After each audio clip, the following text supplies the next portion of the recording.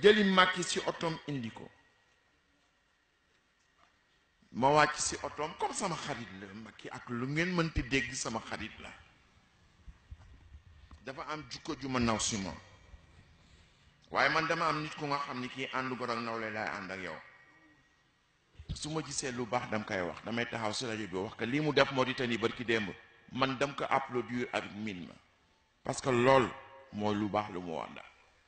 mais su ma gisee lu ma àndul tam dam koy wax sama Abdou moo ma ko jàngal nee na si biir li ngay nangu si ngay bañee li ngay bañ donc danaa nangu danaa bañ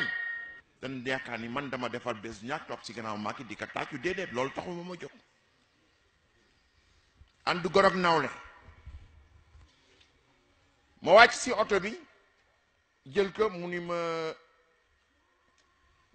marabout opposant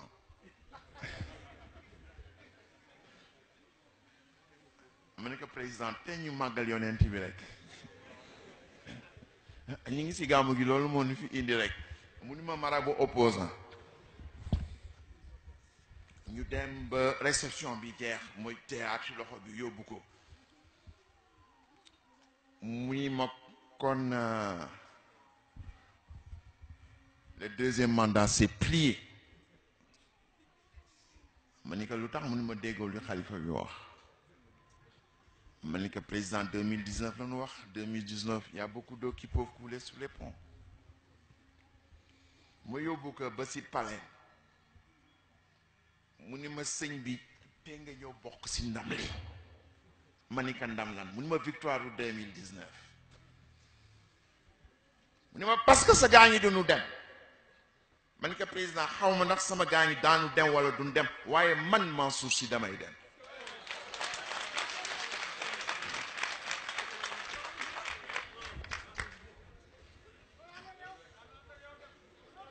mu ni ma foo ko teg ma ni ko dam ko teg sur le fait que gawma loi gawma droit gawma constitution benn mbir dong laa gëm mooy le rapport de force et le rapport de force évolue rapidement Yaya Jammeh 25 ans en 3 mois rapport de force bi en défaveur Mugabe 40 ans en 10 jours le rapport de force a changé ma ne que le rapport de force d'ici 2019 léegi tu as le rapport de force en ta faveur lu la neex nga def mën naa wax ni les résultats de 2019 sont déjà sur ta table parce que le rapport de force te le permet mais le rapport de force peut évoluer très rapidement monsieur le président ah mu ni ma am na lum la daan jox si gàmmu gi comme marabout opposant nga ren dam lay compal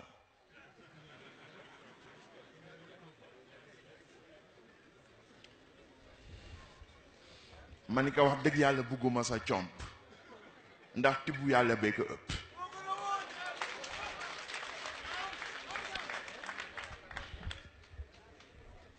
si dynamique bu compal boobu si la nekk ba gàmmu gi tey ah dañuy léeb rek dynamique bu compal boobu si la nekk waaw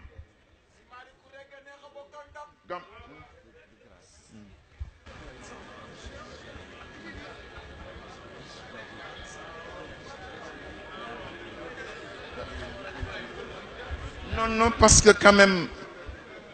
jël nga parole bi pendant très longtemps déglu naa la ngay expliquer affaire gouverneur ak yooyu loolu yëpp on a eu la patience de vous écouter monsieur le gouverneur mais je n'ai dit rien de grave man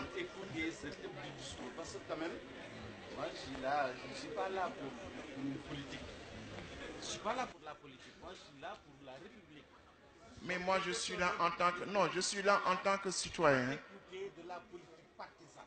Ça, moi, je ne suis pas là pour ça. non parce que ce que vous avez fait c'était de la politique partisane que vous avez fait vous avez expliqué la position du président de la République la position de la République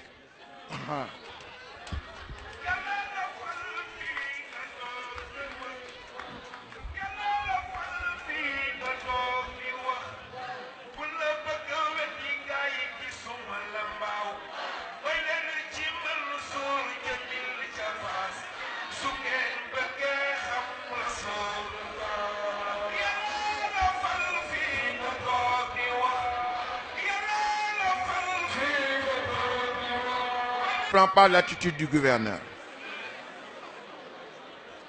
Non, non. Il vient di ma wax maintenant ay jaahil lay waxal ni moom su ñëwee représentant en tant que gouverneur il représente tout le gouvernement et c'est même plus important d'être représenté par des ministres mu wax ma que man ak moom ma tontu ko mu ni ma lii nga ma tontu soo demee ci public bi bu ko wax ma ni ka pourquoi du ma ko wax lu may nëbb man aw ma waxu bii rek waxu biti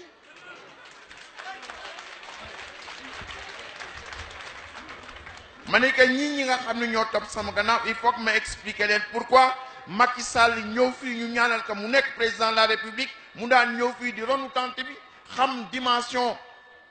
gàmmu gi ñu am sunu ay nawle fii ci Louga ñuy organiser manifestation yu mel nii suñ ko organiser des maraboutions ay 6 délégations de ministres dañ fay yónni sëñ Moustapha ak ni mu toll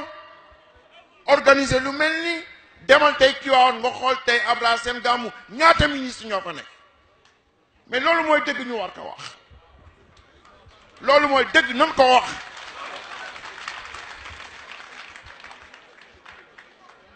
soo ànd ak ñoom loo bëgg ñu defal la ko soo waxee ni man lii d'accorduma si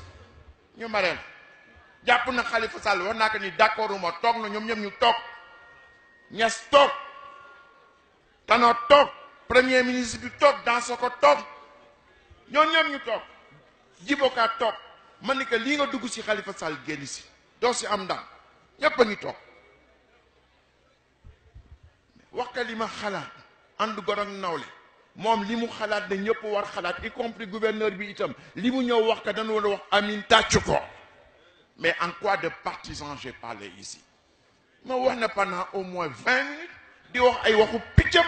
ñu am kersa di ko déglu ñu jël parole bi di ko tontu mënu ko supporter mu dem yoonam comme Macky Sall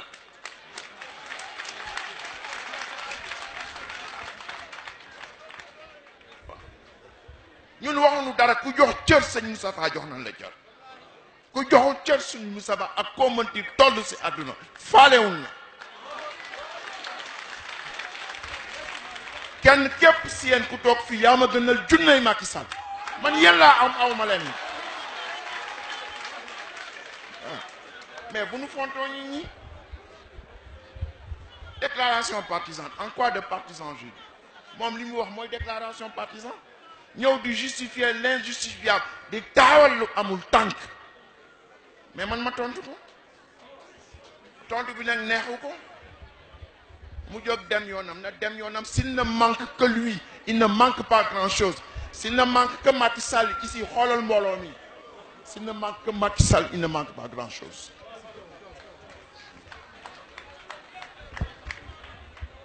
s'il ne manque que le gouverneur là na dem yoonam ak ñi mu àndal mais xoolal lii mais xoolal li fi deew xoolal li fi deew s'il ne manque que lui il ne manque pas grand-chose mais c'est une attitude qui n'est pas normale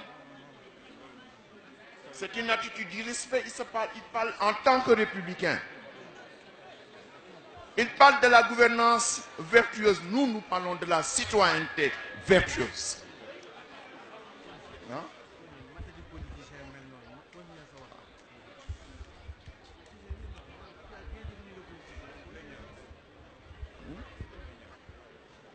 non fàtte noonu ko mais quand même ñëw wax lu ko neex ñu koy tontu mu jóg dem yoonam au nom de quoi taxawal